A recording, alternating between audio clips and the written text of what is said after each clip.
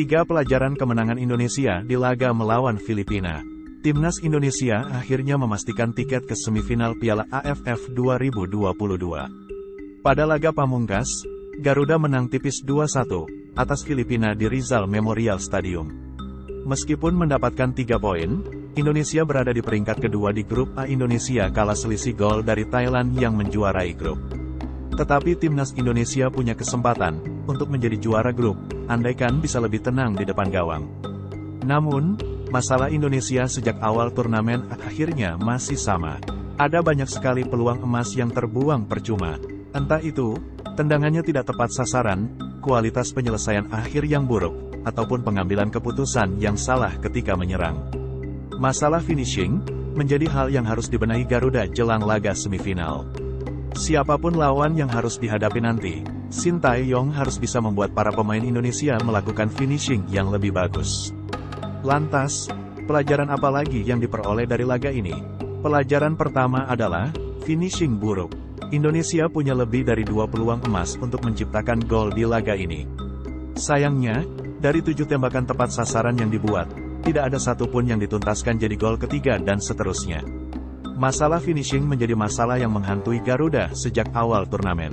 Dalam banyak kesempatan mencetak gol, para pemain timnas Indonesia seperti membuang-buang kesempatan emas begitu saja. Bahkan di momen-momen yang seharusnya menjadi gol, tendangan para pemain banyak yang melebar atau terlalu tinggi dari sasaran. Hasilnya, peluang menjadi juara grup pun sirna gara-gara finishing yang buruk ini. Pelajaran kedua adalah ego pemain.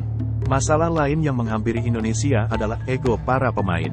Dalam sejumlah kesempatan, seperti Sadil yang menendang pojok kanan gawang, Egy yang menendang ke gawang daripada mengoper pemain depan, dan Ricky Kambuaya yang terlalu lama dribbling bola sehingga ditebak lawan, yang seharusnya ia oper ke Spaso berlari sendirian. Pengambilan keputusan penggawa Garuda seringkali salah.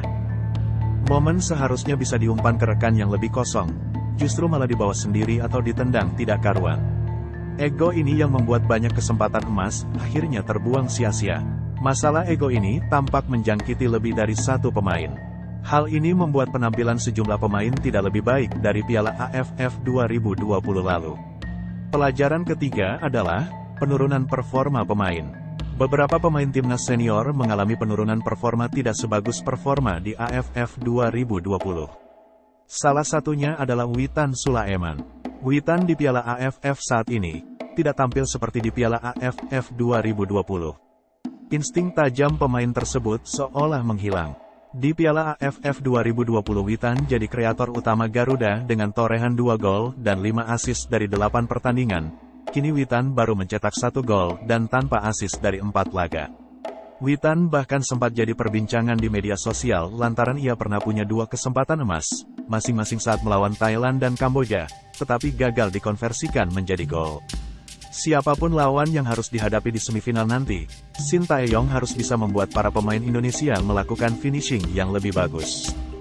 Finishing bukan hanya PR buat timnas Indonesia, tetapi juga sebagai ujian kelas yang harus dibenahi setiap latihan, dan harus ada yang audit tentang finishing di dalam latihan, untuk memonitor apakah finishing sudah ada perbaikan dan peningkatan.